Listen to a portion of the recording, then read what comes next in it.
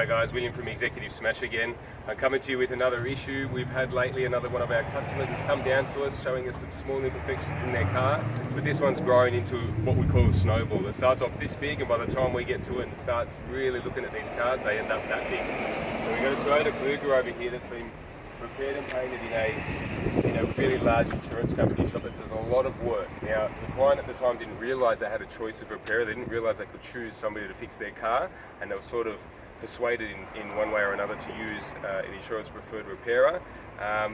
After the fact, they've realised that they can choose. They've had another incident. They've brought the car to us showing us some imperfections, and what we've found is that the entire side of this car has been done so poorly that it actually needs all redoing.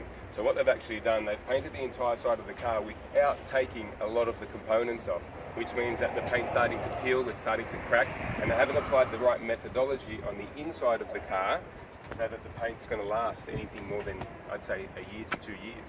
So there's all sorts of marks that you're not really going to see in the camera there, but we've had issues where over here this should have been replaced, and you're finding that this component's going to fall off now. The colour's actually got a large variation between this panel and that panel. The panel should have been blended, the paintwork should have been blended there, and we've got all sorts of paint imperfections on the edge, which is basically just the application. A lot of this could have been avoided with the right quality assurances and processes in place, even a really thorough quality check at the end. A lot of it could have been avoided, but it didn't go down that way. Some of the major issues on this one, inside these areas where a lot of the times they get masked up, we have a lot of build-up of paintwork on the inside.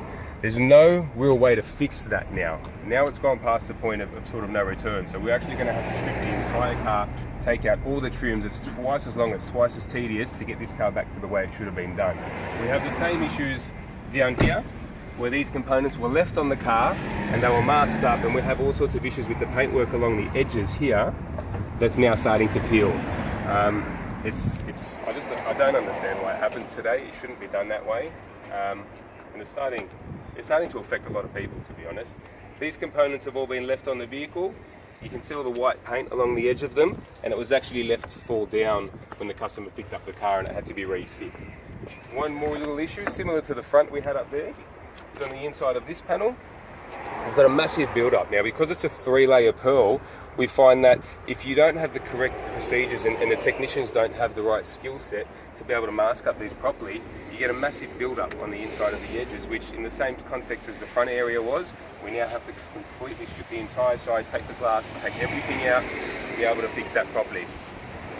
It's imperative that you guys know you do have a choice when it comes to a lot of this stuff. Some insurance companies are implementing new procedures and new strategies to take that choice away from you. They're hiding it in your policies and your PDS statements. So when your renewal comes up, just be mindful to check your insurance documents to make sure that everything's above board. A lot of these are big insurance companies too that you wouldn't think would do it. And make the right choice. Whether it's me or anybody else, make sure you trust these people and you've got a relationship with them, because this person's now going to be off the road for a further 3 weeks to fix what should have been done in the first place. Alright?